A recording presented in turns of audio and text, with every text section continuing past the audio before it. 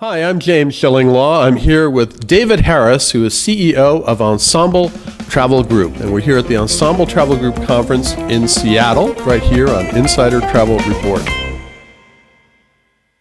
Now, David, first of all, I saw you at ASTA, and I congratulated you on your new CEO position. It's still only been several months now, not quite a year, right?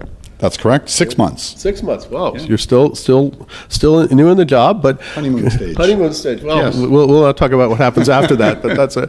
Now, first of all, tell us a little bit about your background. I know it, but maybe some of our viewers don't know. Sure.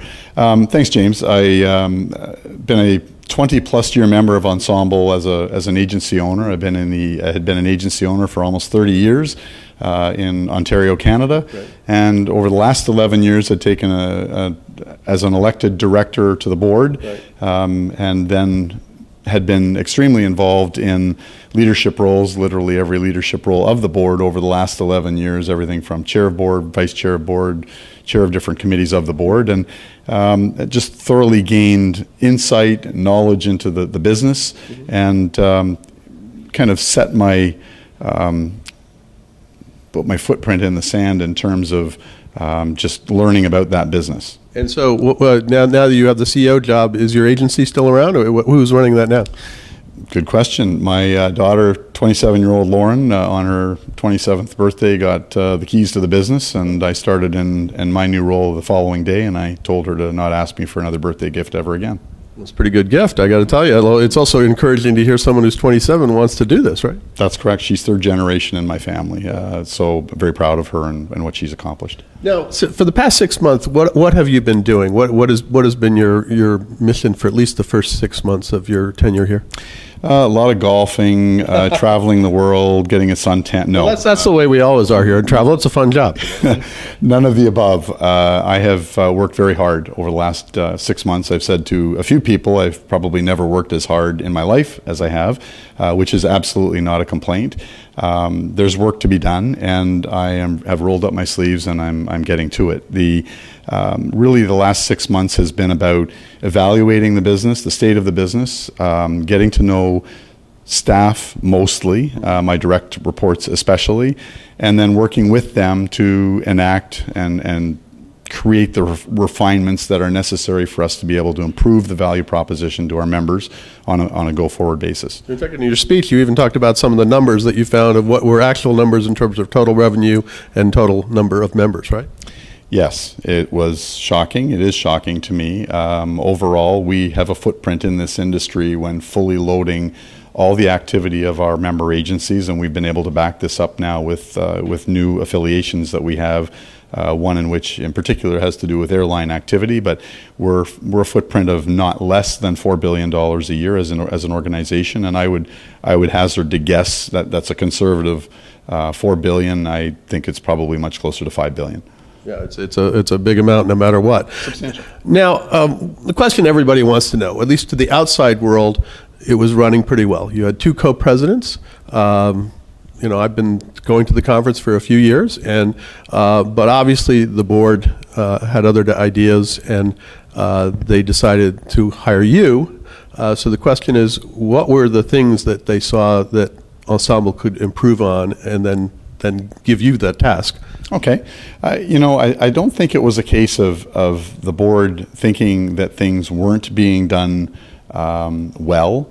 The reality is at any point in time, company results are indeed very cyclical. Right. One could argue that year over year there's always growth. Well, that's just not true. I mean, there's always going to be blips. There's going to be peaks and valleys. And we have, for a number of years, done very well. We've shown year over year increases. Yeah. But what happens at a certain point is there's got to be some catch up, whether it's in being able to have the right depth of resources internally, to having the right infrastructure, the right reporting and protocols. We were lacking in some areas, on HR policy and policies and procedures. I mean, there are things that need to be done in the course of a business to ensure that you're not only right-sized, but ready for the challenges ahead. So the board, I think, saw an opportunity after a great year in 2018. You don't want to be doing this kind of an introduction, new roles, and adding headcounts in a lousy year.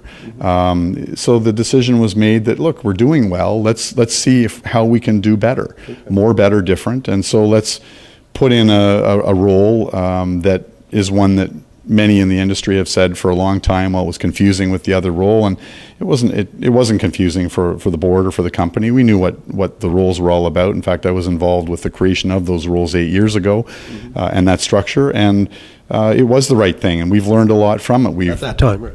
At that time, correct. And from that, we've learned such things as, we didn't have a formal review process in place for our senior team, or in fact, for the entire organization. So we now have formal review processes, full 360 reviews, and things that have, made a difference in how we operate. And I think also you mentioned in your speech, you saw a greater role for data, and that you might have needed a little catch up in that area, right? A little, yeah. The reality, unfortunately, is that 8 years ago, when we did a strat planning program, a very in-depth strat planning program, we had as the number one item that data capture was to be our number one priority. We did that again 3 years ago. Again, data capture was number one priority, and the reality is we did get to the point where we are getting a fair bit of our supplier data fed to us, but the timeline for which we receive that data is often more protracted than makes it useful for us. I mean, the importance of data is to have it real time. So for years, our shareholder agreements have required that that our members provide us with their data. We have not enforced that till now because we haven't had the tools in order to be able to do that. We now have the tools. We are beyond a beta.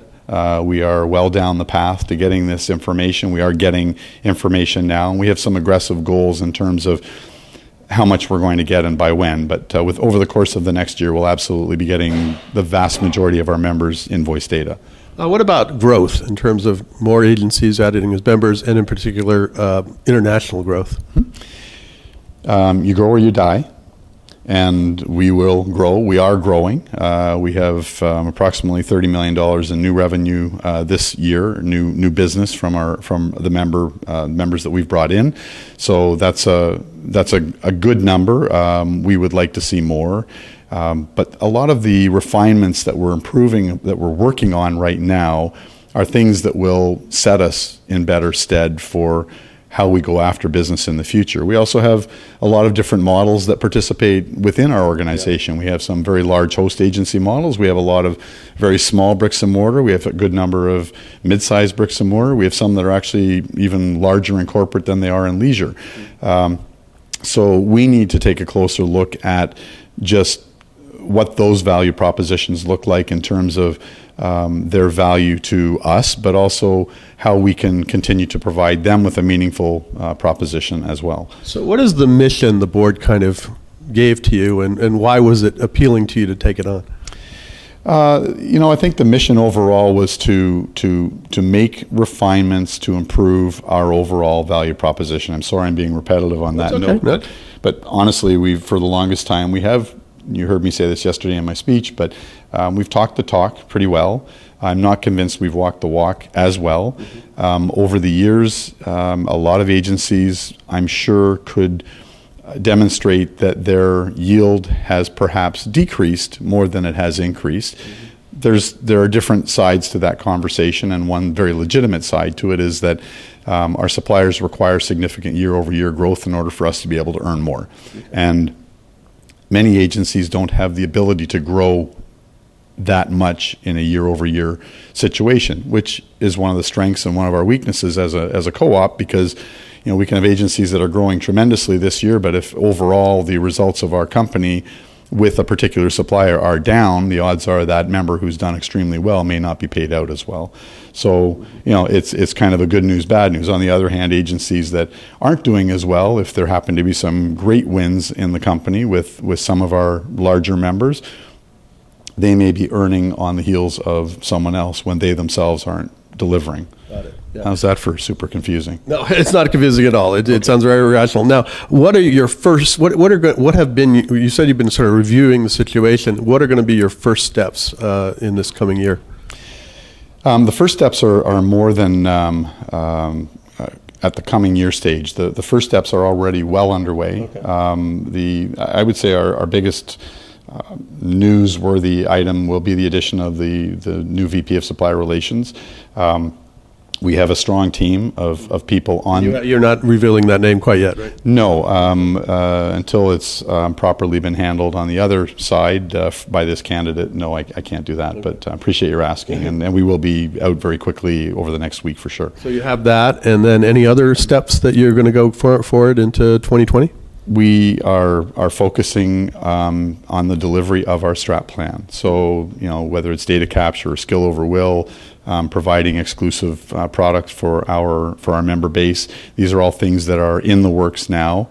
There are questions around just how quickly we can deliver on all of those things. Some of them require resources that we don't currently have. So, but we're heavily involved and engaged in the focus of delivering these things for the benefit of everybody. Final question. When we talk next year, where's Ensemble going to be? And if we talk in 5 years, where's it going to be then? Okay, great question. I don't have a crystal ball, but I will say with confidence, not just optimism, but with confidence that we will be no less strong than we are today. We are in a growth mode. We have a tremendous executive team, and we have a tremendous team of people in general within the entire organization. It's rare in my 35 years in this business that I've come across a company with the kind of passion that our employees exhibit, the focus that they have, and the genuine interest in pleasing so many. I mean, our breadth of stakeholders is of course staff, but members, suppliers, and even the industry and press alike. And everybody aims to please. We are working hard at making sure that we're pleasing as many as we can. Well, I do know that a lot of your members love Ensemble. They think of it as family. That's why they stay. They like the stability. They like what's going on. And so far, the ones I've talked to think you coming in as CEO can only be a good thing for the group. So congratulations. Thank you for taking the time to fill us in on what's going on, because I think a lot of people in the industry were wondering, and it's great to see you again. James, I really appreciate your time and your attendance here with all the others from the press, and really appreciate it and look forward to chatting again. We will be chatting soon. Excellent. Thank you. I'm James Shillinglaw, and this is Insider Travel Report.